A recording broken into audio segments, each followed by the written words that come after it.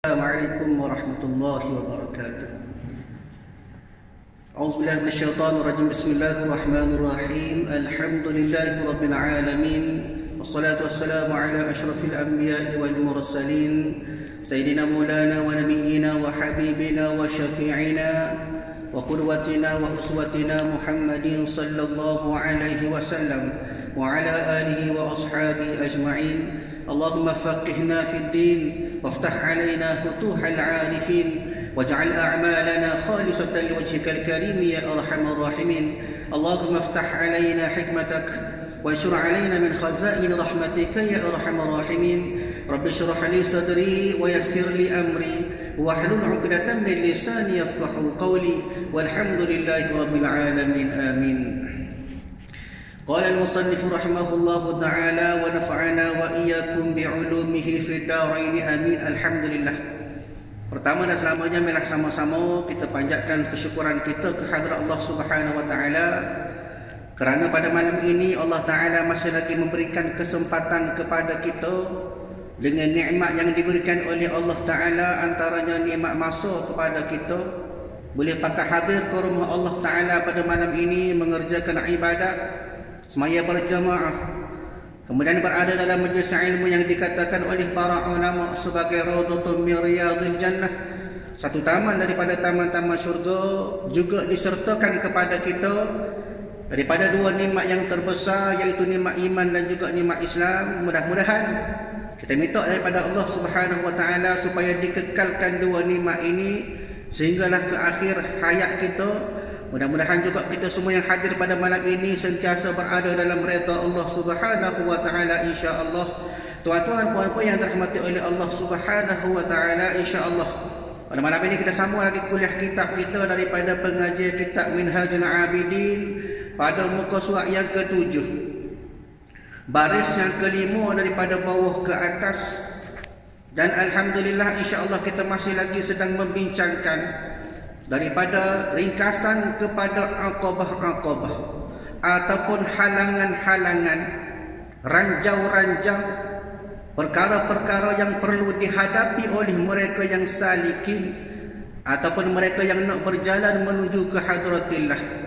Maka digambarkan oleh pengarang kitab Imam Al-Ghazali rahimahullah ta'ala kepada kita ada 7 cabaran ataupun bukit-bukit yang perlu dihalang ataupun bukit-bukit yang perlu kita hadapi untuk kita bertemu dengan Allah Ta'ala dalam keadaan hati kita yang sejahtera, jiwa kita yang tentera, dalam masa yang sama kita berhadapan dengan Allah Ta'ala dengan penuh kesediaan kita kepada Allah Ta'ala. Dan itulah sebenarnya yang diharapkan oleh mereka yang nak mencari redha Allah Ta'ala insya-Allah. Dan kita berada pada aqabah yang ketiga. Alhamdulillah pada kuliah yang lepas telah pun kita sebut, kita hurai, kita bincang bersama daripada aqabah yang kedua, membincangkan tentang aqabah taubat. Setelah bila mana pada awal aqabah, cabaran pertama perlu dihadapi oleh orang-orang yang nak menuju ke hadratillah, iaitulah tidak ada ilmu dan pengetahuan ataupun ilmu dan makrifat. Maka disebut oleh pengarang kitab Imam Al-Ghazali rahimahullah ta'ala dengan panduan ataupun dengan tunjuk ajar yang ditujukan oleh kitab Minhajul Abidin kepada kita, maka kita dapat tempuh ataupun kita dapat hadapi aqabah yang pertama, iaitu ilmu dan makrifat. Kemudian bila dah ada ilmu, sudah mengetahui tentang apa yang diperlukan untuk kita menghadap Allah Subhanahu wa taala, maka dalam pada itu perlu juga kita masuk kepada aqabah yang kedua, iaitu taubat. Bila dah ilmu dah ada, pengetahuan dah ada, maka step ataupun proses yang perlu kita buat iaitulah kita membersihkan diri, nak menghadap Allah Ta'ala dalam keadaan yang bersih, qalbun salim, hati yang sejahtera. Maka perlu kita bertaubat. Kerana apa? Kerana manusia tidak lari daripada melakukan kesilapan ataupun dosa kepada Allah Ta'ala. Maka pada malam ini kita sambung pada aqabah yang ketiga ataupun disebut sebagai aqabah al-awaiq, juga dimaksudkan sebagai rintangan-rintangan ataupun cabaran-cabaran yang sentiasa menghalangi kita untuk kita beribadat kepada Allah Ta'ala. Baik, muka surat ke-7 baris yang ke-5 daripada bawah ke atas. Ke-6 dia. Maka tatkala hasillah, baris yang ke-6, maka tatkala hasillah baginya bila mana seseorang yang sedang salikin ataupun seseorang yang sedang berjalan menuju ke hadratillah itu, hasillah baginya taubat yang sadiqah. Dia boleh berjaya melaksanakan ibadat taubat. Dia berjaya menyucikan hati dia untuk dia menghadap Allah Ta'ala, membersihkan segala dosa dan noda dia dengan Allah Ta'ala yang sadiqah. Maknanya yang sebenar-benar. Apa maksud dikatakan sebagai taubat yang sadiqah, taubat yang sebenar-benar? Maka ulama sebut kepada kita pada kuliah lepas telah pun kita bincang bersama, bila mana sesuatu taubat itu cukup lekat dengan syarat dia, cukup lekat dengan apa yang dikatakan rukun-rukun taubat.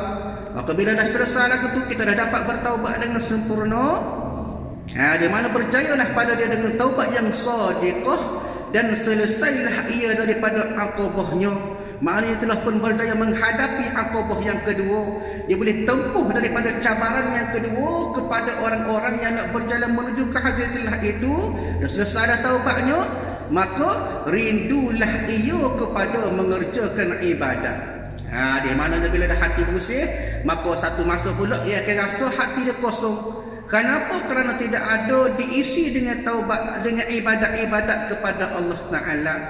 Dia bila dah hati dah bersih, nak kepada dia ni, nak mencari kesempurnaan dalam mengerjakan ibadat dia kepada Allah Ta'ala. Dia supaya apa? Tengok tu, dia punya nota kaki, dia buat nombor 5. Dia bawah sekali tu. Dia supaya mengambil di dalam ibadat yang keempat itu, yakni memulai pada mengerjakan ibadat. Bila dah selesai dah taubat, maka nak start dah perjalanan dia tadi. Nak start nak berjalan menuju ke hadratillah, maka yang pertama sekali kena buat ibadat kepada Allah. Kenapa? Supaya mengambil ataupun nak melaksanakan di dalamnya, di dalam ibadat tersebut, nak ambil panduan, nak ambil kata untuk melaksanakan segala kerja buat dia dalam ibadat kepada Allah Ta'ala dengan hati yang sudah taubat kepada Allah Ta'ala. Makna kata di sini, pengarang menyebut kepada kita nak beribadat dengan sempurna, hati biar bersih. Sebab apa? Kerana tidak ada taubat, menyebabkan ibadat kita terkadang ada gangguan hasil daripada cemarnya hati kita.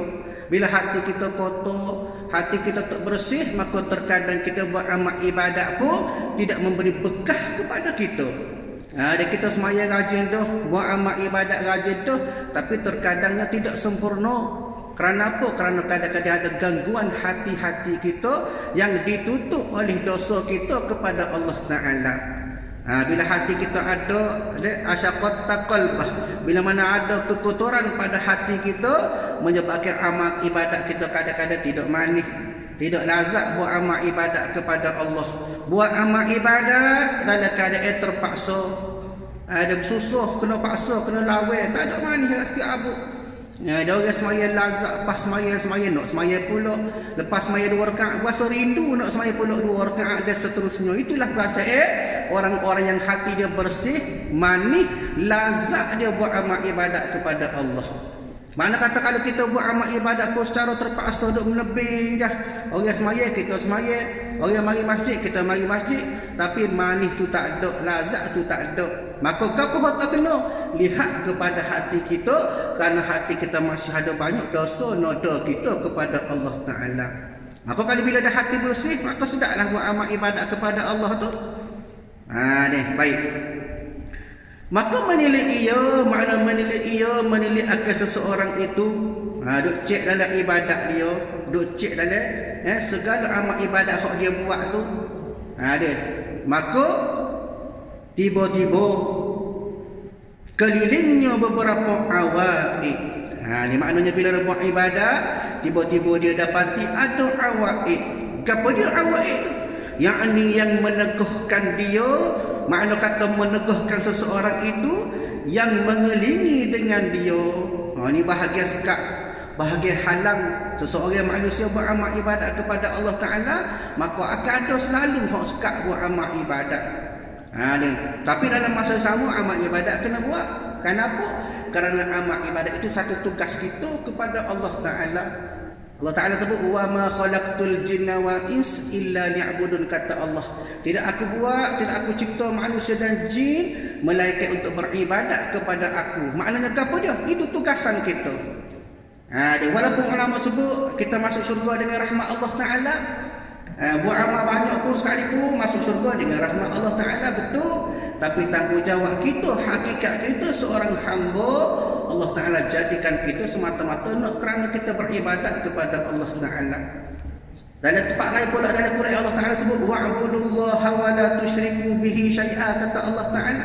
Maka sembahlah Allah dan janganlah kamu mempersekutukannya dengan sesuatu pun. Maknanya Allah Ta'ala suruh kita sembah Allah Ta'ala. Allah Ta'ala suruh kita beribadat kepada Allah Ta'ala. Juga disebut dalam surah lain, surah Al-Kahfi ayat 110. Allah Ta'ala sebut juga faman kana yarju liqa'a rabbih falyamal 'amalan salihan wa la yusyrik bi'ibadati rabbih ahada, kata Allah. Barang siapa nak mengharapkan perjumpaan dengan Allah Ta'ala, kalau siapa-siapa dia ada hajat dia nak jumpa dengan Allah Ta'ala pada hari akhirat nanti, maka hendaklah ia mengerjakan amal yang soleh. Syarat nak jumpa dengan Allah Ta'ala sebut dah buat amal soleh. Banyakkan amal ibadat, banyakkan pahala-pahala kebajikan kita kepada Allah Ta'ala. Dan janganlah ia mempersekutukan seorang pun dalam beribadat kepada Allah Ta'ala. Ini ayatnya kepada tuan-tuan yang dirahmati oleh Allah.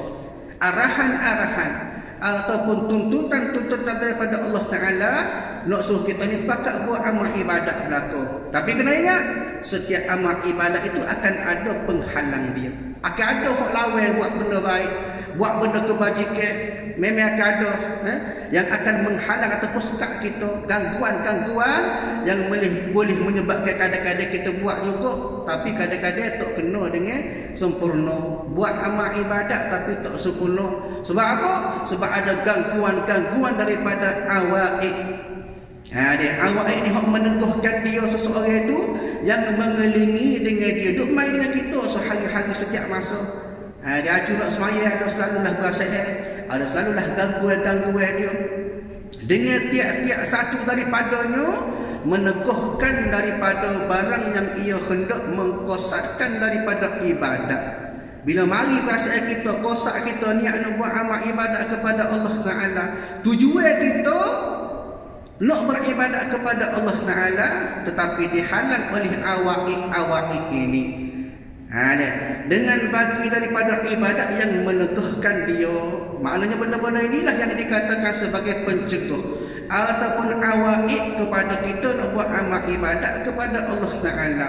Boleh menyebabkan kadang-kadang tujuan kita, matlamat kita buat amal ibadat itu jadi lari. Kadang-kadang tidak kena dengan Allah Ta'ala nak. Kadang-kadang buat amal ibadat kerana ada perasaan lain, nak tunjuk ke orang. Nak suruh orang tahu kita ni hebat, rajin buat amal ibadat. Maka semua ini dikatakan sebagai awaid ataupun meneguhkan ia daripada buat amal ibadat kepada Allah Ta'ala. Maka menilik oleh orang yang salikin itu. Orang nak berjalan ke hadratillah, dia akan tilik ataupun dia akan perasan, dia akan tahu. Maka tiba-tiba ia empat. Maknanya awaid ataupun penghalang kepada ibadah ini, maka ada empat. Apa dia? Yang pertama dunia. Dunia ni kadang-kadang boleh ganggu kita amal ibadat kita kepada Allah Ta'ala. Dunia besar, tipu daya dunia kepada kita ni tuan-tuan yang dirahmati oleh Allah. Bagaimana Allah Ta'ala sebut dalam Quran? Apakah yang dikatakan sebagai sifat-sifat dunia? Allah Ta'ala sebut dalam surah Al-Hadid. Kata Allah Ta'ala, firman Allah Ta'ala, i'lamu annamal hayatud dunya, ketahuilah oleh kamu bahawasanya yang dikatakan kehidupan dunia itu la'ibun wa lahwun. Hanyalah permainan semata-mata. Dunia ni kadang-kadang jadi mainan pada kita. Sebab apa? Kadang-kadang kita jadi galik, kita jadi lalai dengan permainan dunia. Di atas dunia ni macam-macam.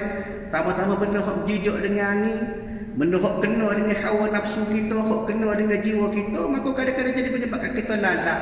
Kerana tu atas permainan dunia ni lah. Kepada dunia antaranya dikatakan sebagai dunia kepada harta kita. Dunia tu tertipu dengan harta.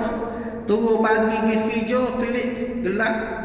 Semaya pek tak tahu mana. Tempat lain lah tempat kita bagus. Semaya semua, alhamdulillah kena waktu. Maknanya kadang-kadang kita tertipu. Dia ibadat tak tahu mana, sibuk semacam.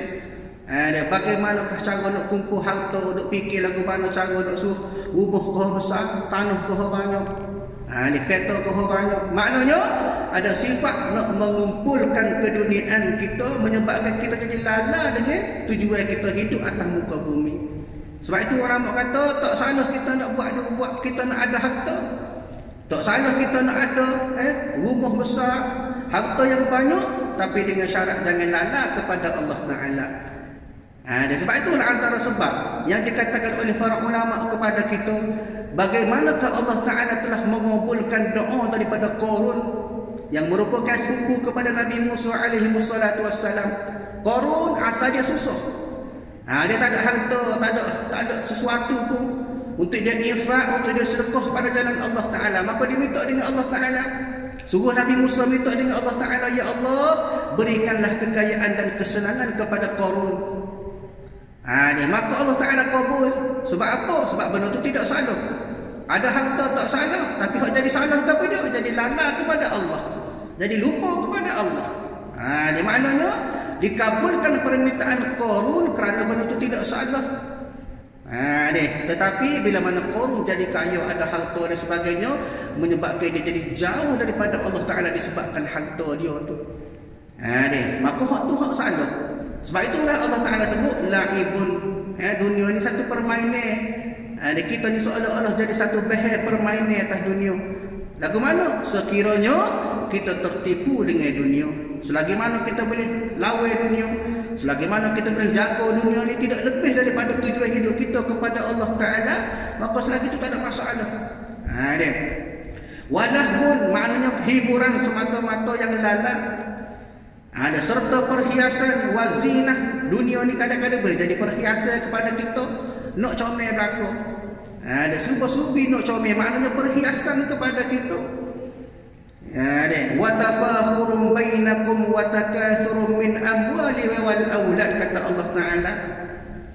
Juga bermegah-megah di antara kamu serta berlumba-lumba membanyakkan harta benda dan anak pinak. Ini masalah kita atas dunia. Mana kita ni? Dia kau banyak harta kau suka, kau banyak pitih kau suka. Dia kau ramai anak kau suka lagu mana? Suka yang tidak boleh bawa dekat kepada Allah Ta'ala.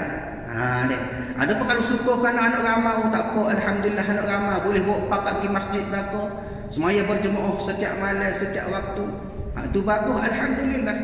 Ada harta banyak boleh infak, boleh sedekah, bagi sumbangan kepada agama Islam, maka itu juga bagus. Jadi masalah menyebabkan bila mana ramai kita jadi berlumba-lumba.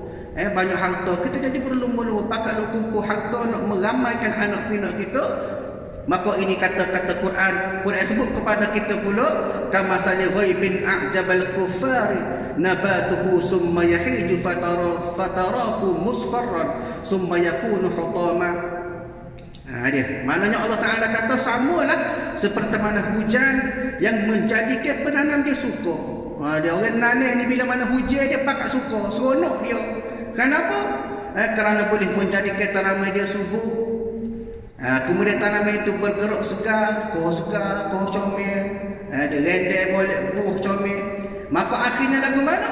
Menjadi hancur bersepai, dia pun hutama, jadi rusak. Sampai satu perikat benda Allah Ta'ala beri jadi rusak, jadi punah. Sama juga hidup kita, daripada kita mula-mula hidup, akhirnya sampai kepada proses kebinasaan kita bila mana kita mati ataupun kita meninggal dunia. Sekat tu je.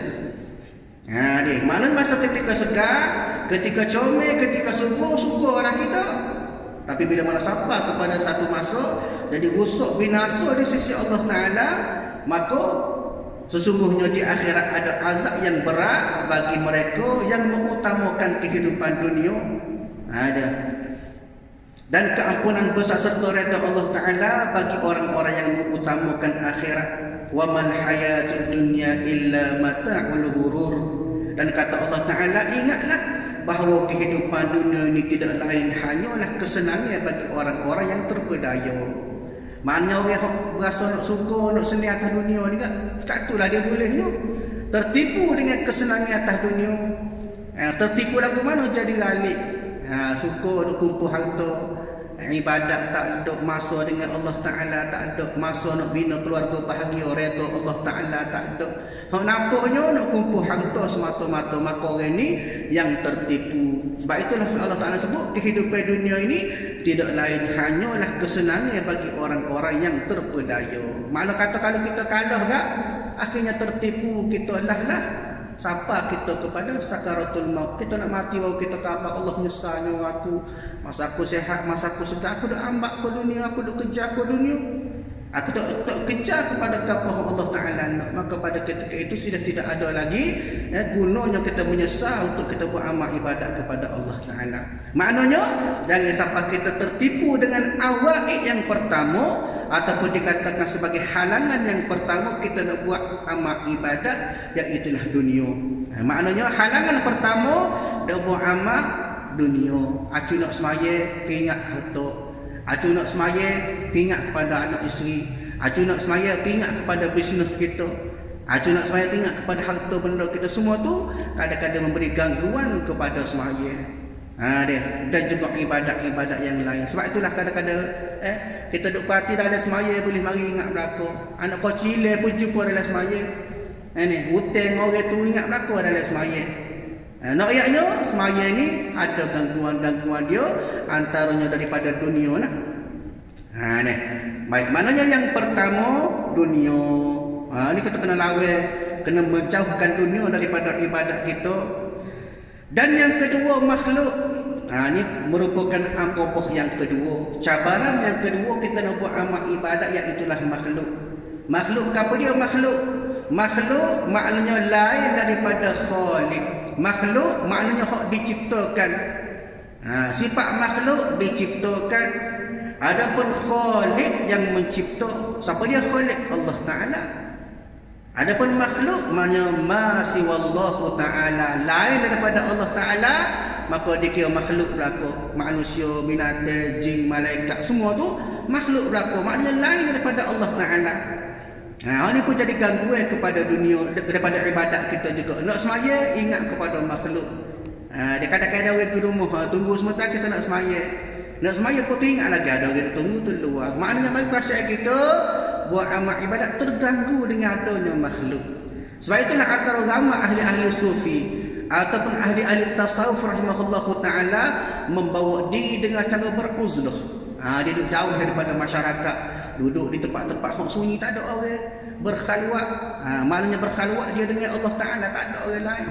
Masa tu mari perasaan kita sedap lazat kita buat amal ibadat kepada Allah. Pak kita, kita apabila tak ada pun bangun tengah malam tak apa dah. Bangun tengah malam tidak ada gangguan daripada makhluk. Anak bini tidur belakang. Buat amal ibadat kita kepada Allah Ta'ala, tidak ada gangguan siapa-siapa. Suruh diri kita kepada Allah Ta'ala. Nak bermunajat ke, nak menangis ke, tak kira lah. Maknanya sebenar-benar pemohon untuk kita mengampunkan segala dosa kita, minta keampunan daripada Allah Ta'ala dengan cara kita bangun tengah malam. Dia nak kita nak kita apa dak-dak. Dia nak pergi duduk berkhalwat ataupun nak pergi duduk mana-mana tempat beruzlah, masuk suluk dak-dak. Maka ambil peluang dengan sesuai dengan kita bangun tengah malam, bermunajat dengan Allah Ta'ala. Kita tinggalkan sementara makhluk-makhluk ataupun anak-anak isteri kita, kita tinggal belakang orang-orang yang sekeliling kita, semata-mata kita nak menempatkan diri kita ni kepada Allah Ta'ala semata-mata.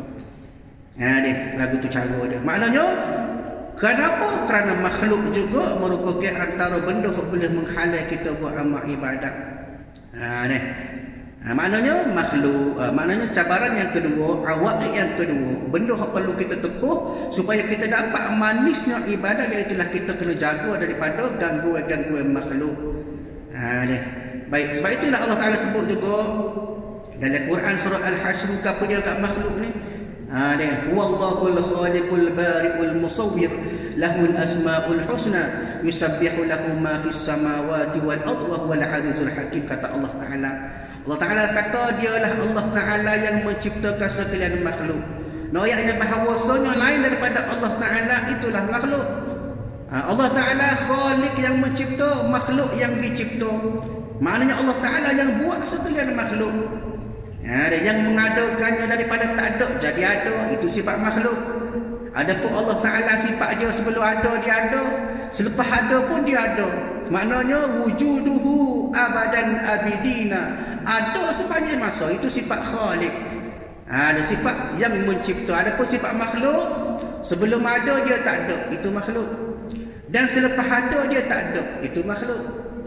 Di mana membezakan makhluk dengan Khaliq, iaitulah Allah Ta'ala menciptakan kita, iaitulah makhluk yang membentuk rupa, baginya nama-nama yang baik-baik dan semua mulia-mulianya, maka bertasbih kepadanya, kepada Allah Ta'ala, segala yang ada di langit dan di bumi, dan dialah yang tiada bandingnya lagi maha bijaksana. Naiknya kita sebagai makhluk, kita kena faham siapakah kita sebagai makhluk, siapakah Allah Ta'ala sebagai Khaliq. Biar kita faham. Maknanya kita bagaimana disebut oleh Quran sebutan tadi, wa ma khalaqtul jinna wal ins illa liya'budun, kata Allah. Allah Taala buat manusia dengan jin illa liya'budun, semata-mata nak suruh kita beribadat kepada Allah Taala.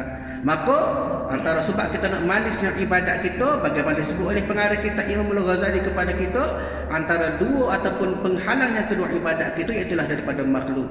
Maka kena ingat juga dengan makhluk. Maknanya saya ko, kita nak berhubungan sama manusia ko, kena ada hak dia. Jangan lebih kasih kita, jangan lebih masa kita dengan Allah Ta'ala. Kadang-kadang kita dengan makhluk bergeja-geja setiap hari, kita jumpa, kita bersama, kita berukhuwah, bersilaturahim dan sebagainya, banyak bergeja-geja, tapi dengan Allah Ta'ala semata ya. Ni nak ambil masa sikit pun tak boleh dengan Allah Ta'ala.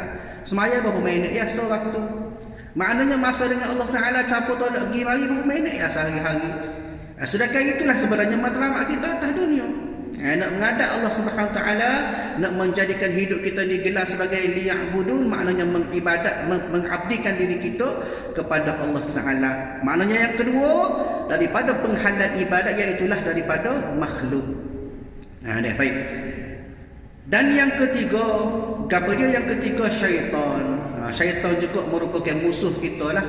Bila sebut syaitan, kita tahu, kita faham bahawasanya syaitan itu merupakan musuh kita yang nyata. Allah Ta'ala sebut, ya ayuhan nas kulu mimma fil ardi halalan tayyiba wa la tattabi'u khutuwatis syaitan innahu lakum aduwwum mubin, kata Allah. Wahai sekalian manusia, makanlah dari apa yang ada atas bumi yang halal dan baik bagi kamu. Tetapi Allah Ta'ala sebut, wala tattabi'u khutuwatis syaitan, jangan kamu ikut jejak langkah syaitan, innahu lakum aduwwum mubin, kata Allah. Kerana sesungguhnya syaitan itu ialah musuh yang terang nyata bagi kamu. Kita tahu dah syaitan itu musuh kita. Kita tahu dah syaitan itu adalah benda yang perlu kita hindari daripada syaitan-syaitan ni. Musuh kita yang jelas dan nyata, tapi kita teruk juga. Ayat lain Allah sebut juga, ya ayyuhallazina amanu dkhulu fis-silmi kaffah wa la tattabi'u khutuwatis syaitan innahu lakum aduwwum mubin. Berkali-kali Allah Ta'ala sebut dalam Quran, sesungguhnya syaitan itu musuh kita yang nyata, tapi kita sehari-hari dia turut dia belakang. Dia turut lagu mana? Turut maknanya kita buat benda yang Allah Ta'ala tak suka, benda yang menjadi kesukaan bagi syaitan kepada kita. Dia ni yang kadang-kadang menyebabkan kita kadang-kadang mengganggu ibadat kita. Kita acak takbir Allahu Akbar, syaitan pun mari bisik kita. Ada orang belakang tu sembahyang molek lah. Kita pun sembahyang jadi comel. Dia bacanya comel, bacanya bagus, rokoknya comel, lendik molek sembahyang dia. Kenapa? Kerana ada orang di belakang. Maka ini dikatakan sebagai sembahyang nak tunjuk ke orang. Maka kenapa? Asalnya benda baik, asalnya nak sembahyang, nak beribadat kepada Allah, tapi ada bisikan daripada syaitan menyebabkan ibadat kita jadi terpesong daripada kerana Allah Ta'ala, jadi buat amal ibadat kerana manusia. Kena ingat. Sebab itulah disebut juga oleh antara ulama sufi rahimahullah Ta'ala kita, antara perbuatan syirik iaitulah bila mana kita buat amal ibadat tidak kerana Allah Ta'ala. Nampak benda remeh ya, benda biasa ya, tapi boleh bawa kepada syirik yang halus, syirik yang khafi. Kalau boleh kita tak suri ada pasal syirik kita dengan Allah Ta'ala. Buat amal ibadat kerana orang, syirik dah tu. Kenapa? Kerana tidak pada Allah Ta'ala. Maksudnya gangguan-gangguan daripada syaitan inilah yang menyebabkan terkadang amal ibadat kita terpesong jauh daripada Allah Ta'ala. Buat amal ibadat nak tunjuk ke orang.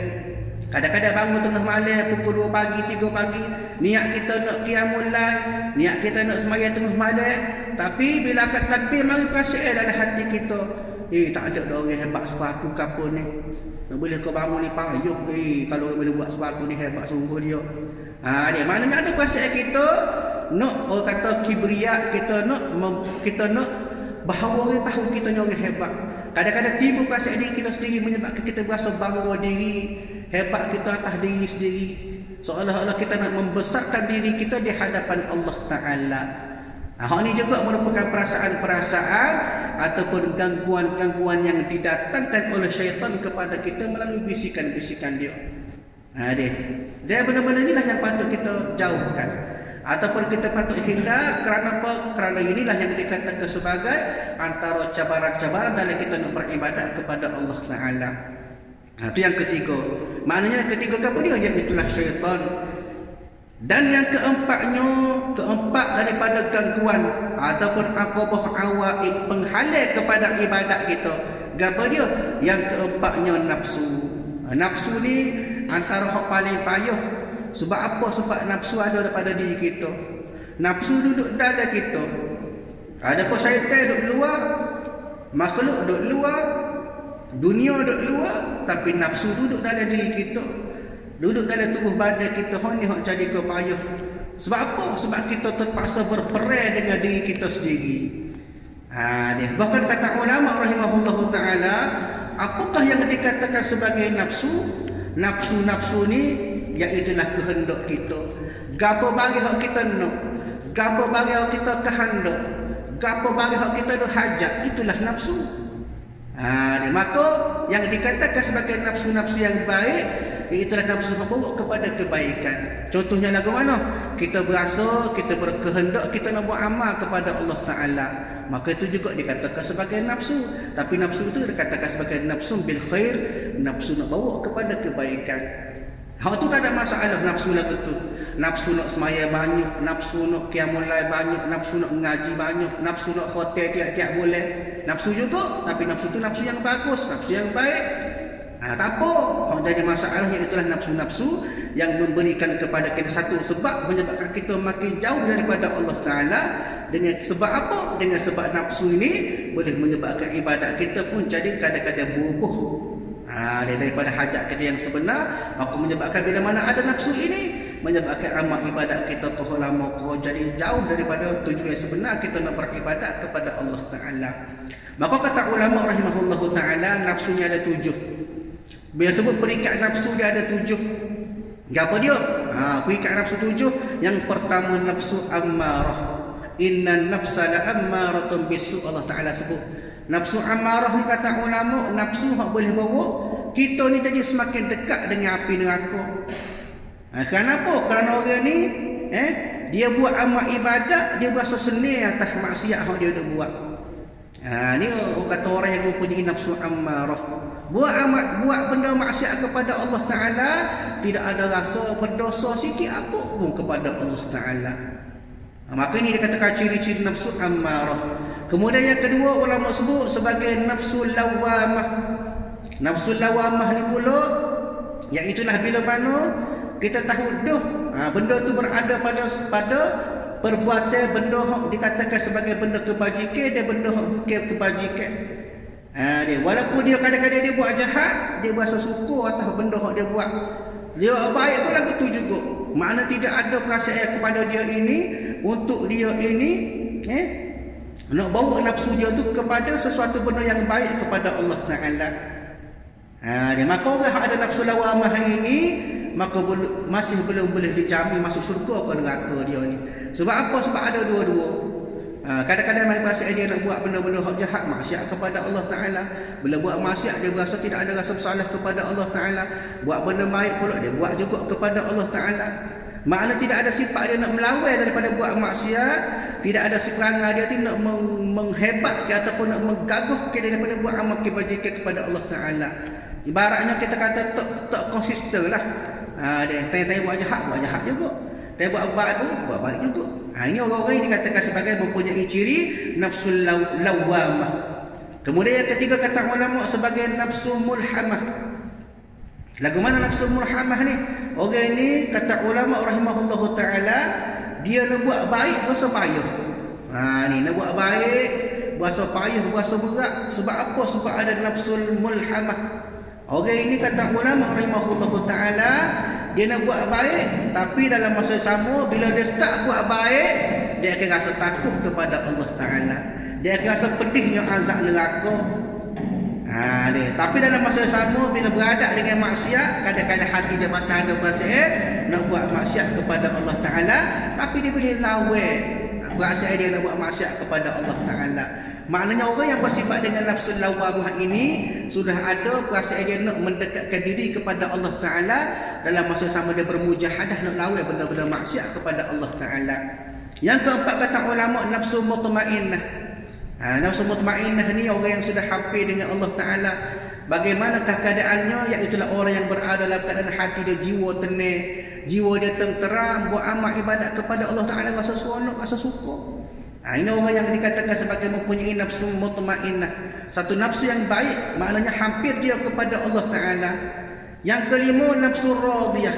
Nafsu radiyah ini pula, maka dia bila mana dia buat benda kebaikan, dia berasa suka. Tapi kalau dia buat benda sunat, dia berasa berdosa. Ini sifat orang-orang yang ada nafsu radiyah. Walaupun benda sunat itu tak buat, tak apa, buat boleh pahala. Tapi orang-orang yang ada sifat nafsu radiyah, dia berasa kalau tak buat benda sunat, dia berasa sahih, berasa rugi. Kemudian seterusnya orang yang ada nafsu mardiyah. Sifat ini, nafsu ini iaitulah orang-orang yang sudah hampir kepada redha Allah Ta'ala. Buat segala kerja buat dia nak kepada redha Allah Ta'ala semata-mata. Semaya nak redha Allah Ta'ala, buat amal ibadat kepada redha Allah Ta'ala, buat sedekah nak redha Allah Ta'ala. Tak nampak dah nak ke surga. Sebab apa? Pasal matlamat dia buat amal ibadat nak kepada redha Allah Ta'ala. Dan yang terakhir kata ulama dipanggil sebagai nafsul kamilah. Nafsu kamilah inilah yang paling suka. Lagu mana? Kerana inilah yang dikatakan sebagai nafsun bagi orang-orang yang dikatakan sebagai para nabi, Rasulullah sallallahu alaihi wasallam. Para rasul-rasul semua nabi-nabi, mereka ini diberikan satu nafsu yang dinamakan sebagai nafsun kamilah. Sempurna pada nafsu dia. Kenapa? Nafsu dia ni tidak ada benda-benda hak lawan. Dia tidak ada benda-benda cenderung kepada maksiat, tetapi nak kepada kesempurnaan dia sebagai hamba Allah Ta'ala. Jadi tuan-tuan puan-puan yang dirahmati oleh Allah Subhanahu Wa Ta'ala, itulah yang dikatakan sebagai 4 cabaran, 4 rintangan, 4 awaiq yang sentiasa menghalangi kita buat amal ibadat kepada Allah Ta'ala. Jadi maka tuan-tuan dirahmati oleh Allah Ta'ala, mudah-mudahan perkongsian kita pada malam ini memberi satu pendapat atau memberi satu pengajaran kepada kita supaya kita pakat-pakat usaha supaya kita boleh lawan daripada benda-benda yang boleh buat kita jadi jauh daripada amal ibadat kepada Allah Ta'ala. Maka berkehendak kepadanya, maka berkehendak tidak dapat tiada daripada kepada yang menolakkan akan segala kehendaki ini. Wallahu a'lam bishawab. Insyaallah kita sambung kuliah kita pada masa akan datang. Auzubillahi minasyaitonir rajim. Alhamdulillahirabbil alamin wassalatu wassalamu ala asyrafil anbiya'i wa ala alihi wa ashabihi ajma'in. Allahumma inna nas'aluka ridhaka wal jannah wa na'udzubika min sakhatika wan nar. Allahumma innaka 'afuwun karim tuhibbul 'afwa fa'fu 'anna wa 'an walidina wa 'an jami'il muslimina wal muslimati wal mu'minina wal mu'minati bi rahmatika ya arhamar rahimin. Rabbana atina fid dunya hasanah wa fil akhirati hasanah wa qina 'adzaban nar. Wa sallallahu ala sayyidina Muhammad wa ala alihi wa ashabihi ajma'in walhamdulillahi rabbil alamin. Assalamualaikum warahmatullahi wabarakatuh.